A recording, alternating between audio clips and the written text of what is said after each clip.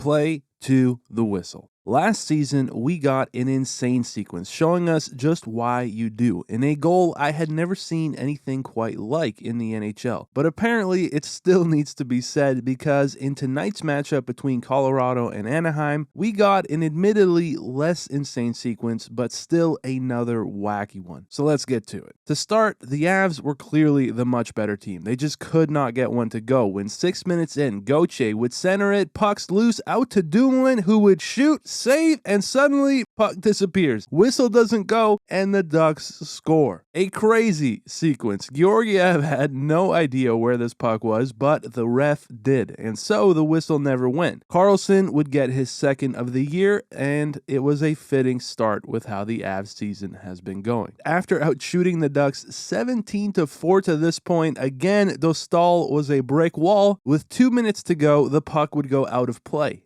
And play is blowing dead. Yes, because that's how it's supposed to go. I wanted to just show that because shortly after this, the Ducks would dump it into the Avs end and the puck goes out. Right here. Clearly hits the net. Girard saw it. The official appears to point at it, but play continues anyway. No whistle, and yet Girard appears to still expect one, deciding to just lob the puck out. This was a terrible decision, as the Ducks would regain it, and of course they would come back and score. Strome beats Georgiev and makes it a 2-goal game. The Avs were obviously, and rightly so, pissed. Maybe because no one got this rebound, they all kind of just stopped playing, but really because of this. And you may say, isn't it reviewable? Well, yeah, but Girard lobbing the puck out was a terrible decision for 2 reasons. 1, the whistle never went, so why would you give up possession? But 2, once the puck left the zone, it made this play non-reviewable. Just brutal. A terrible break for the Avs right at the end of the period too, but for those interested, the game was far from over. A fresh sheet of ice, and not a minute in, Kovalenko connects with Mittelstadt. He's all alone and he scores. It's a beauty, forehand to backhand, beats Dostal, who finally gets cracked, and we had ourselves a 1-goal game. Now, for the rest of the middle frame, it was a lot of Colorado and a lot of Lucas Dostal stopping him, as he and the Ducks would be outshot 17-3 in the second period. But in the final 90 seconds, while McKinnon was called for a trip, Karlsson misses the puck, letting Kelly get in all alone and forced to take a penalty. Zellweger would do just that as he gets called for the hold. But before the period ended, Anaheim would then get called again, this time too many men, and would now set the Avs up with a major opportunity heading into the third, where just before McKinnon was back, it's Mittelstadt finding Colton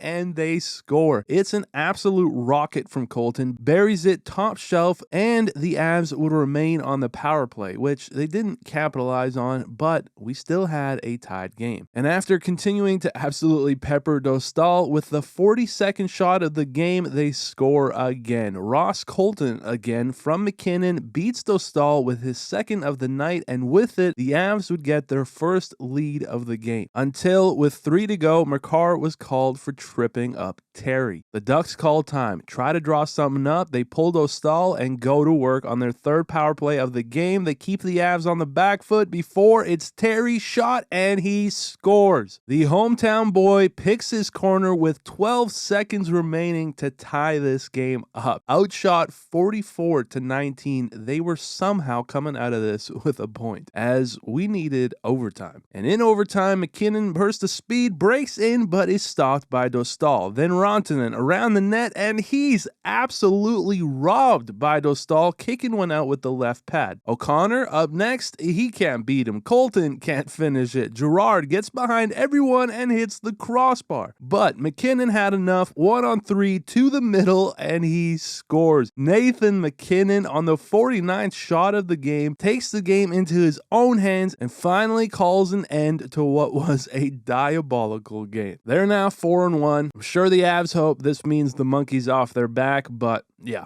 that's about it for this one. Thank you guys so much for watching. I appreciate it very much, and I'll see you in the next one.